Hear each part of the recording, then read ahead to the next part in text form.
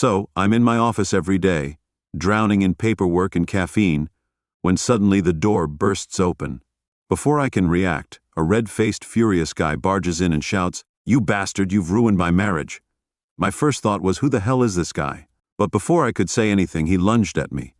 I'm not a violent person, but years of self-defense classes made me react quickly and instinctively. He fell to the ground like a sack of potatoes. I stamped on him, pinned him to the ground, and leaned over him. You should think about the consequences before having an affair with a married woman. His face turned pale. He stopped struggling. Let me back up a bit. This man, let's call him Alex, was my wife Sarah's, yes, my lovely wife. For 8 years, she has been lying about late-night meetings and girls' nights out. She has been seeing this clown behind my back. A month ago, I stumbled across them in a bar, making out, so I confronted Sarah. Of course she denied it, saying they were just friends, and winking her eyes in a way that was impenetrable. But I didn't believe her, and the more lies piled up, the deeper my suspicions grew. I started noticing little details, like when I walked into a room, she quickly hid her phone. Her sudden interest in going to the gym, something she'd never cared about before. Late-night texts she claimed were from her sister. But the final straw was the night I came home early from a business trip, and Sarah didn't expect me back. I found she was on the phone with Alex, planning the weekend. She didn't hear me come in, so I stood there listening to what she was saying. She giggled and flirted, and it was like a knife in my heart. "So here we are, Alex, on the floor of my office, looking like you're about to wet yourself." I stood up and told him so. He got up hastily, his eyes darting around like a trapped animal. "You're leaving and you'll never come near Sarah and me again. Do you understand?" He nodded and stuttered an apology, but I wasn't interested. I pushed him to the door, and he practically ran out, leaving me alone to think. I sat back down, trying to process everything.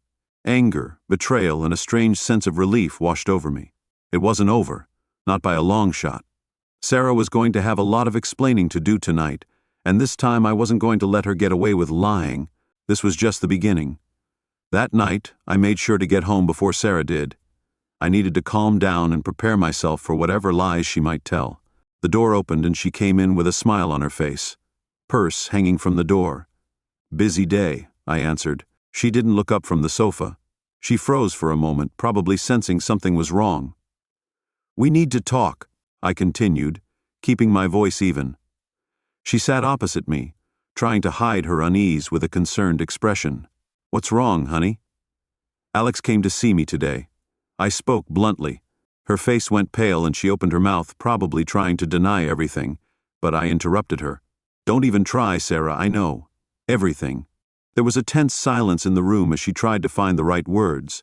"I can explain." She finally managed to control her voice, which trembled.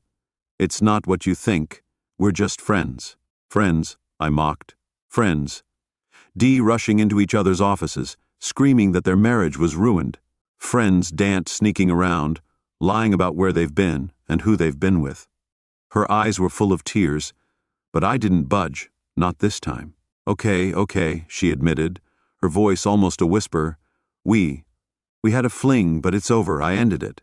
I leaned forward and asked, "Why, Sarah?" She looked away, afraid to meet my gaze. "I don't know," she said, wiping her eyes. "I'm lonely, you're always working late, always tired. Alex makes me feel wanted, alive. And what about me?" I demanded. "Did you ever think about how this would affect me, us?" She completely broke down and then covered her face with her hands and cried. "I'm sorry, I was so stupid, this was a mistake. A mistake." I kept shaking my head. "It wasn't a mistake. It was a series of conscious decisions. You chose to betray me, to deceive me again and again. I'll do everything I can to make it up to you," she begged me, reaching out her hand. "Please give me a chance." I stood up and walked away.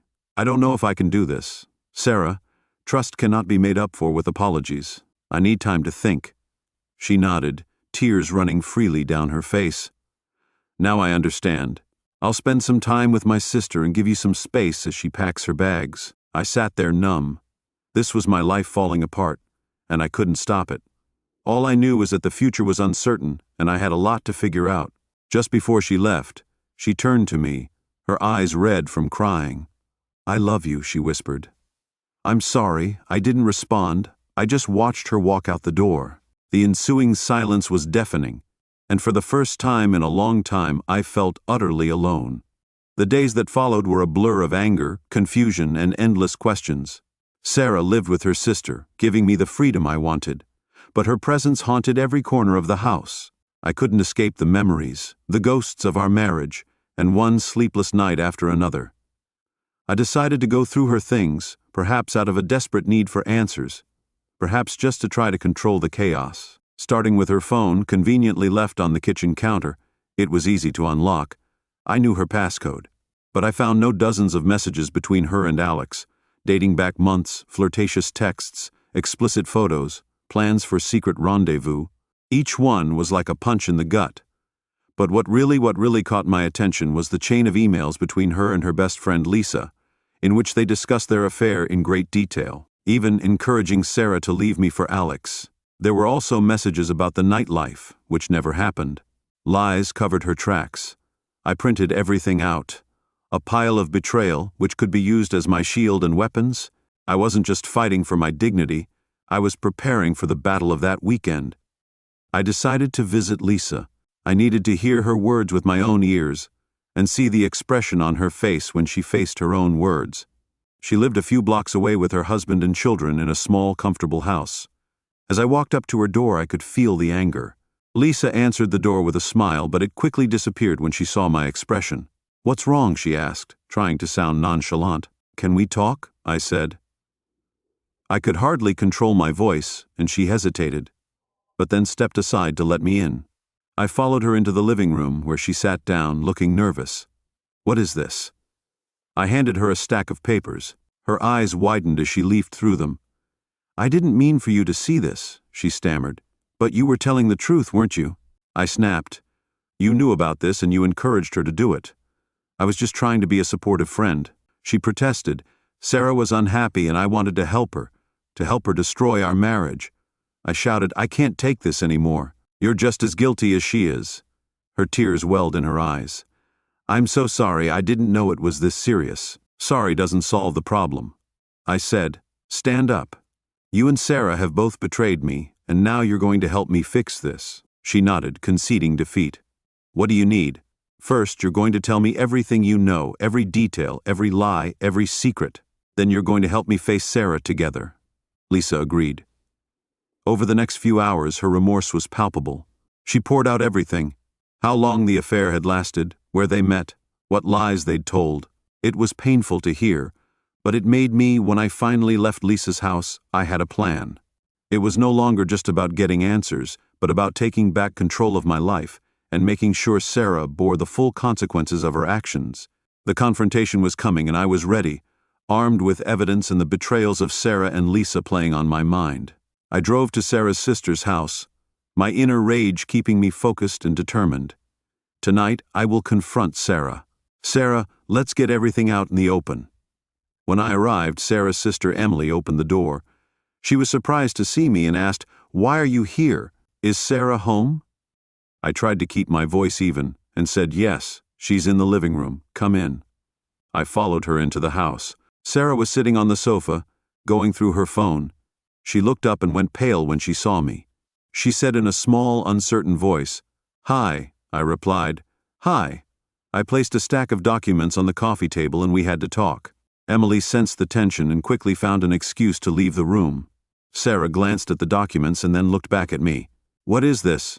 I said, sitting opposite her. "Evidence of your affair with Alex and the lies you told me." She reached for the documents, her hands trembling, and began to read.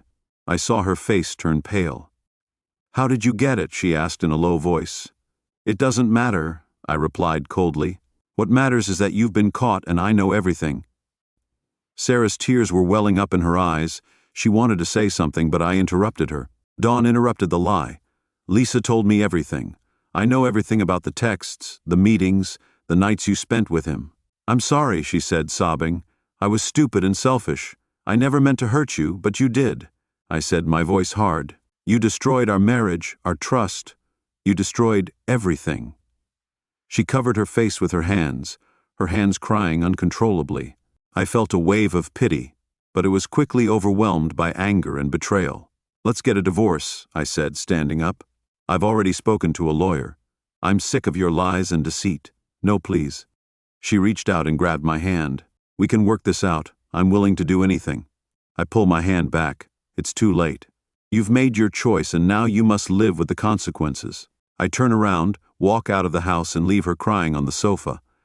As I drive away, I feel a mixture of emotions, anger, sadness, relief, that this is the end of one chapter of my life, but I am determined to start a new one, away from lies and betrayal. The following weeks were busy with legal meetings and my emotions were all over the place. Sarah tried to contact me a few times, but I ignored her calls and texts. I needed space to heal and move on. I focused on myself, went to the gym, spent time with friends, and rediscovered the things that made me happy. It wasn't easy, but every day felt like a step closer to a new beginning. Sarah's departure had destroyed my world, but I was determined not to let it define me. I am stronger than my pain, and I know I will come out of this experience a stronger, wiser person. The divorce proceedings are underway, and I am slowly coming to terms with reality. The house is emptier than ever, and every room is a reminder of the life I created with Sarah and the lies that destroyed it. Friends and family have reached out to offer support and advice, but I often find myself alone, struggling with the emotional wreckage. One evening, about a month later, I was going through old photos on my phone, holiday snaps, everyday life.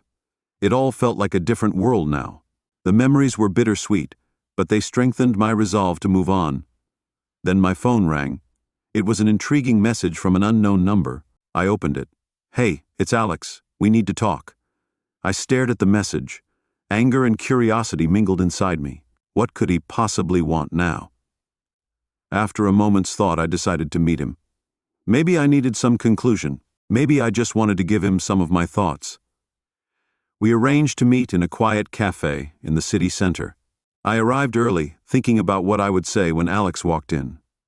I felt a surge of anger, but I controlled it. He spotted me and came over, looking as nervous as I felt. "Thanks for coming," he said, sitting down in the chair opposite me. "I know this is awkward. Awkward doesn't even begin to describe it." I replied coldly, "What do you want?" He took a deep breath. "I just wanted to apologize. I never meant for things to get out of hand. I didn't realize I was hurting you." I clenched my fists under the table. "You think an apology is going to fix this? You destroyed my marriage, my trust in Sarah, everything I have. I'm so sorry." He spoke sincerely and remorsefully. My own marriage was going through a difficult time, and Sarah was right there with me. It was a mistake I regretted every day. I shook my head. "Your regrets won't change anything. The damage is done." He nodded, looking defeated. "I understand. I just want you to know that I'm really sorry. I lost my marriage over it, and I'm still trying to pick up the pieces of my life." For a moment, I saw a flicker of vulnerability in his eyes. He wasn't just the villain of the story. He was also a flawed human being who made terrible choices. That didn't absolve him of responsibility, but it made me look at the situation differently. I thanked him for his apology. I spoke with a slightly softer tone. "But this isn't just about you and me. It's about the lives you've affected, Sarah, her family, my family, and there's a lot of healing to be done." He nodded again. "I know I will do my best to make things right." We were silent for a few minutes, the weight of our shared mistake weighing on us. Finally, I stood up. "I'm going to take care of myself, Alex, and stay out of my life." I walked away, feeling a strange sense of relief. The anger was still there, but tempered by a new determination to move on. I couldn't change the past, but I could shape my future over the next few weeks.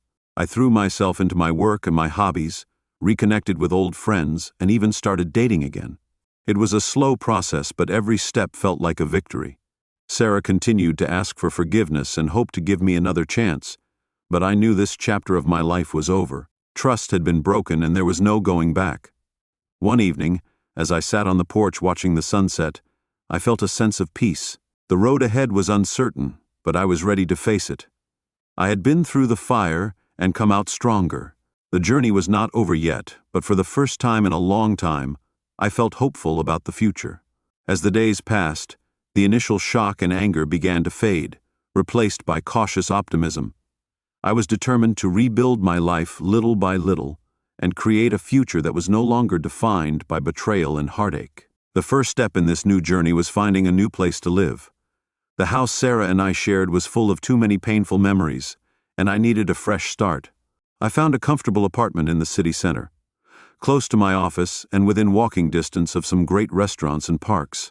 Moving in felt like a breath of fresh air, an opportunity to start again in a space that was completely mine. I threw myself into decorating my new apartment, filling it with things that would make me happy. I bought new furniture and hung up artwork that inspired me, creating a cozy and welcoming space that healed my soul and gave me the independence I needed to escape from the chaos of the past few months. One evening, when I opened the last box, I found an old photo album. Looking through the photos, I saw pictures of Sarah and me in happier times, our wedding, holidays, and gatherings with friends. The memories were bittersweet, but they reminded me of the good times we had together. Despite everything, our marriage had been full of love and joy. I decided to keep the album, not as a reminder of the pain, but as proof that I had loved deeply and would love again. I put the album on a shelf in the new living room and felt that everything had settled down. It was a new chapter, and I was ready for it. A few days later, I received a message from an old friend, Mark, whom I hadn't seen for years. He had heard about the divorce through a mutual friend and wanted to catch up. We arranged to meet at a local bar, which turned out to be one of the best decisions I had made in a long time. Mark and I reminisced about the old days, laughing and sharing stories. It felt good to reconnect with someone who had known me before the chaos and who remembered me before the betrayal. By the end of the evening, I felt much lighter, as if a weight had been lifted from my shoulders. Encouraged by Mark, I began to reach out to other estranged friends and family. I attended social events, joined a local gym, and even signed up for a cooking class. Each new activity was a step towards rediscovering myself and finding a new me outside of my marriage. One evening, I met someone in my cooking class, Emma. She was smart, funny, and kind. We started talking and soon realized we had a lot in common. She had been through a difficult breakup herself, and we bonded over our shared heartbreak and recovery. As our time together increased, I found myself looking forward to the cooking classes and the occasional coffee date that was arranged. Emma was a breath of fresh air, reminding me that life goes on and happiness is still possible. We took things slowly, both of us cautious but hopeful. Meanwhile, Sarah continued to try and contact me, but I remained firm in my decision. The divorce was finally finalized with minimal drama, thanks to the mountain of evidence I had gathered. Legally closing this chapter and breaking up for good gave me a sense of relief and the chance to really move on. As the months passed, a new rhythm began to take hold in my life. Work was going well, I was making new friends, and my relationship with Emma was growing ever closer. We spent a lot of time together, and for the first time in a long time, I felt truly happy. One evening, Emma and I were walking in the park when she turned to me and said, "I'm so glad I met you. You've brought so much joy into my life." I smiled and felt a warm feeling spread through me. I felt the same way. Meeting you is one of the best things that's happened to me in a long time. As we continued walking, I realized that despite the pain and betrayal, I had become stronger. I have learned to trust again and to open my heart to new possibilities. The future is bright, and I am ready for it. Life is finally beginning to settle into a comfortable rhythm. Emma and I are growing closer, and my new apartment feels like home. However, just when I think I have left all the drama behind, life throws another curveball at me one afternoon while I am at work. I get an unexpected call from Sarah. I hesitated, expecting her to ask for forgiveness again or try to reconcile, but this time her voice was different, urgent, almost desperate. "Can we talk?" she said. "It's important." Her voice was shaking. I asked, "What's wrong?" I steeled myself and said, "It's about Alex. He's been harassing me. He can't accept the breakup." I sighed, feeling a mix of frustration and pity. "Sarah, I don't want to get involved in this. You made your choice." "I know, but he keeps turning up at my workplace and my sister's house. He wants me to leave him alone. I thought you should know just in case I interrupt him. I feel like my patience is wearing thin. What if he takes it out on you? I don't know. He's really angry and blames you for everything." I rubbed my temples to try and process what she was saying. "Okay, thanks for the warning, but this is your problem to solve, not mine." After hanging up, I couldn't shake the uneasy feeling. Alex was clearly unstable, and now his anger had spilled over into my life. I decided to tell Emma about the situation, not wanting any more secrets or surprises. That evening, as we cooked dinner together, I broached the subject. What happened today? Sarah called Emma, and she looked up, curious but calm. What did she want?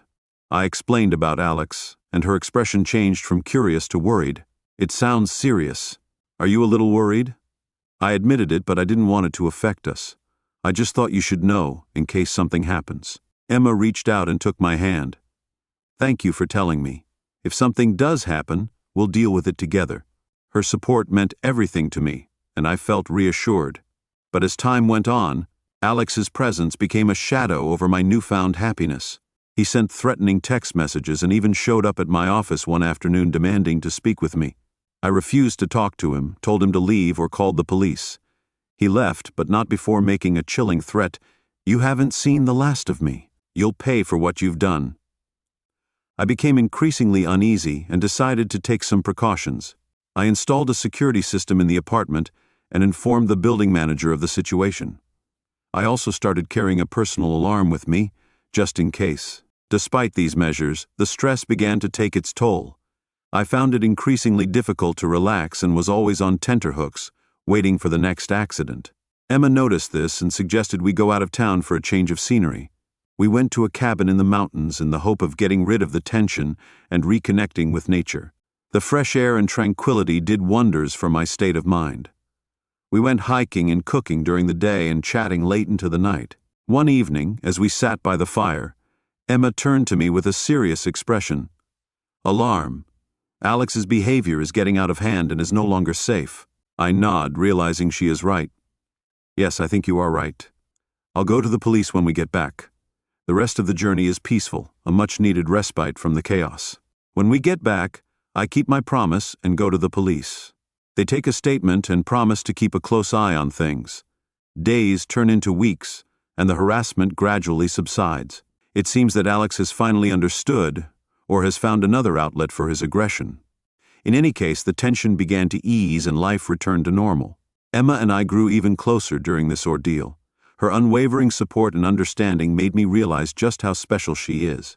Despite the ghosts of the past, we have built a strong and beautiful relationship together. One evening, we were having dinner in my apartment. Emma looked at me with a smile. You know we've been through a lot, and I'm so happy to have each other. I smiled back, feeling a warm current spread through me. I couldn't have done it without you. When we finished eating, I felt a sense of hope and gratitude. Despite the challenges in life was good, and I was ready to face whatever the future might bring. With Emma by my side, life finally settled into a calm routine. Emma and I enjoyed spending time together, and the memories of Sarah and Alex began to fade. I focused on my work, my hobbies, and building a future with Emma. But fate had other plans, and the past didn't quite let go of me.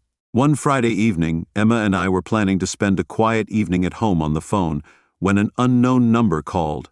Somehow I answered the phone. Hello, this is Lisa. Her voice was nervous, and I could sense that something was wrong. What do you want to say, Lisa? I asked, keeping my tone neutral. I need to talk to you. It's about Sarah. My anger and curiosity were mixed. What had happened to her? She's in hospital. Lisa's voice was a little shaky.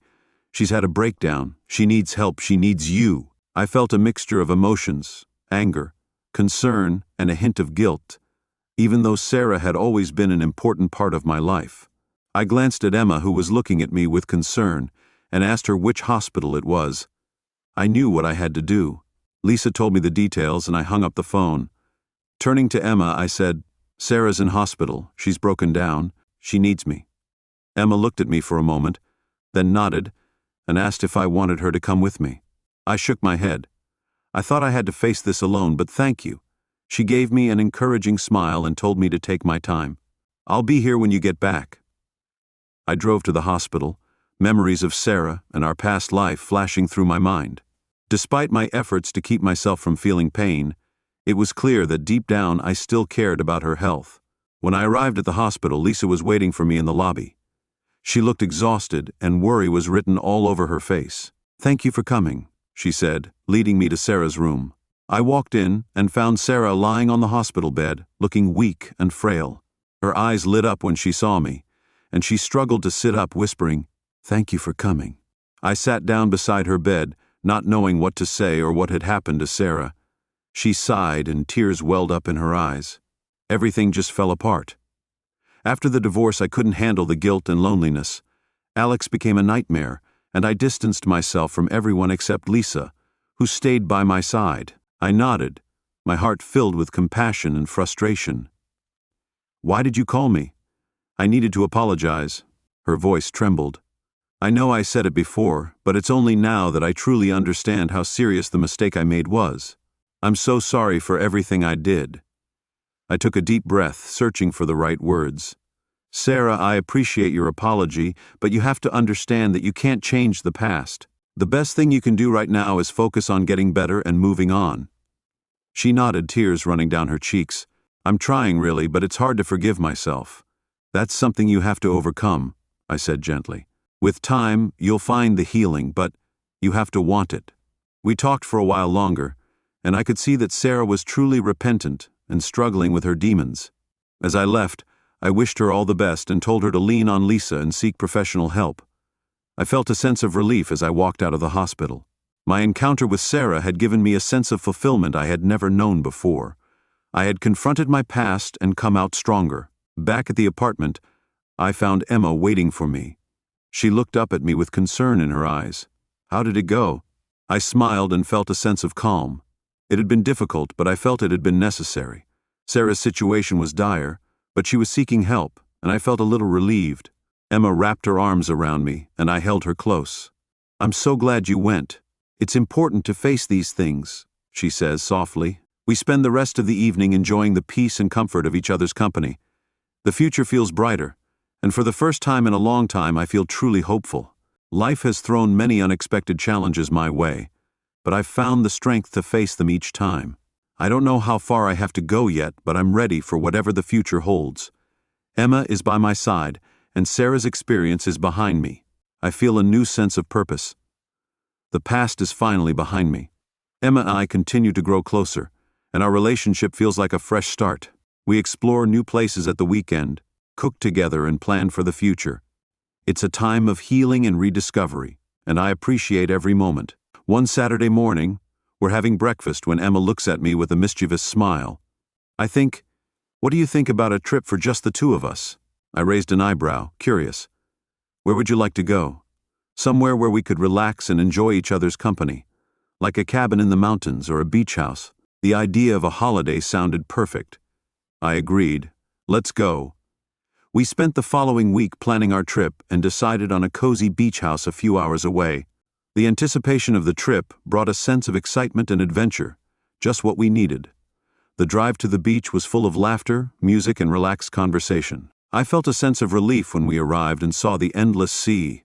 The beach house was charming, with a deck overlooking the ocean and a private path leading down to the shore. We spent our days walking on the beach, exploring the nearby town and enjoying each other's company. One evening, as we watched the sunset from the deck, Emma turned to me with sparkling eyes. "You know, this feels like a dream," she said, resting her head on my shoulder. "I'm so happy we're together," she said. I smiled, feeling a warm current spread through me. I felt it was perfect, too. The sun sank below the horizon, and the water glowed golden. I realized how far I'd come. The pain and betrayal of the past seemed like a distant memory. I was living in the present, surrounded by love and happiness. On our last night at the beach house, Emma suggested we build a bonfire on the beach. We gathered some wood and soon had a crackling fire going, the sound of the waves as background music. We roasted marshmallows and shared stories. "Have you ever thought about the future?" Emma asked, her eyes constantly reflecting the firelight. I replied, holding her hand. "I see you in it too." She smiled and squeezed my hand, saying, "I see you in my hands too." The trip ended too soon, but we returned home with new connections and precious memories. Life went on, and every day I felt more confident about the path we had blazed together. One evening, a few weeks after the trip, I came home to find Emma waiting for me with a mischievous smile. "I have a surprise for you," she said, and led me into the living room, where a small box was sitting neatly wrapped on the coffee table. I looked at her curiously. "What is it?"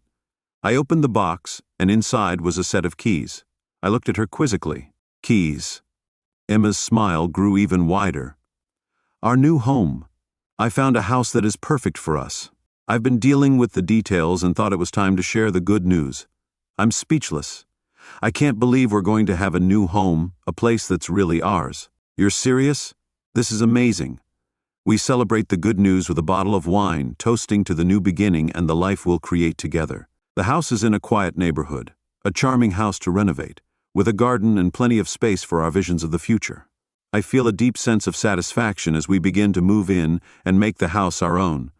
Life has thrown challenges my way, but I have emerged stronger and more determined. And with Emma by my side, I know that no matter what the future holds, we will face it together. One evening, as we unpack boxes in our new home, Emma turns to me with a thoughtful expression. You know, we've been through a lot, and I'm so proud of our success. I nod, a feeling of gratitude welling up inside me. I couldn't have done it without you. She smiles and wraps her arms around me. I couldn't have done it without you. As we stand there, surrounded by the chaos of moving, I realize that this is just the beginning. A new world awaits us, full of endless possibilities and adventures. For the first time in a long time, I feel ready for it all. Moving into our new home is a fresh start for us. Emma and I threw ourselves into the decorating work, painting the walls, planting a garden, and making each room an embodiment of our shared tastes and dreams. Every day brought us closer together and made the house feel more like a home. One Saturday morning, as we were working on our living room, my phone rang. It was an old friend, John, sending a text. We hadn't seen each other for years, and we had been close once, but life had taken us in different directions. He was in town and wanted to catch up. Hey, Emma, I called John S. He's in town and wants to meet you. Do you mind if I go? Of course not, she said with a smile. You go catch up. I'll guard the home. I met John at the local coffee shop. Seeing him reminded me of a flood of memories. We reminisced about the old days and shared updates on each other's lives. Time seemed to stand still. He asked, "How's life been treating you?" I leaned back in my chair and felt like I was on a roller coaster. I told him about the divorce, meeting Emma, and rebuilding my life, but that I was doing well now. Emma and I had just moved into our new house. John laughed. I'm glad to hear you deserve some happiness after all you've been through. After all you've been through, you deserve some happiness. We continued talking, and John mentioned that he had also recently gone through a difficult breakup. We were connected by our shared experiences, and we supported and advised each other. It felt good to reconnect with someone who understood the ups and downs of life. When I got home, Emma was in the kitchen preparing dinner. The aroma of her cooking filled the house, and I felt a sense of contentment well up inside. She looked up from the stove and asked, "How did it go?" "Very good. I'm glad to have reconnected with an old friend," I said, putting my arms around her from behind. She leaned against me and said with a smile, "I'm glad you had fun and we can have dinner together." I couldn't help but reflect on how far I had come.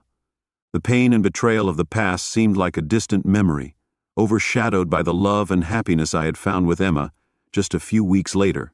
Emma and I threw a housewarming party, with friends and family gathering to celebrate our new home. It was a memorable night, a testament to the life we had created together. At the party, Emma pulled me aside and said there was something she had been meaning to tell me. Her eyes sparkled as she asked me curiously what it was. She took a deep breath and her smile grew even wider. "I'm pregnant." I was speechless for a moment, then a rush of joy and excitement washed over me. "Are you serious? This is incredible." We hugged each other tightly, overwhelmed with happiness. The future we had dreamed of was now in sight. A few months later, we welcomed our baby into the world. It was a time of anticipation and excitement, each day bringing us closer to the beginning of a new chapter in our lives. One evening, as we sat on the porch admiring the sunset, Emma turned to me with a thoughtful look. "You know, I'm so grateful for every moment we've shared together." I nodded, a feeling of gratitude welling up inside me. "Me too. We've been through a lot." She rested her head on my shoulder and said, "The best is yet to come." As we sat, surrounded by the tranquility of our new home, I realized that life had come full circle, and that the pain of the past had given way to a future full of love, hope, and endless possibilities. Our journey had not been easy, but it had brought us to this wonderful moment.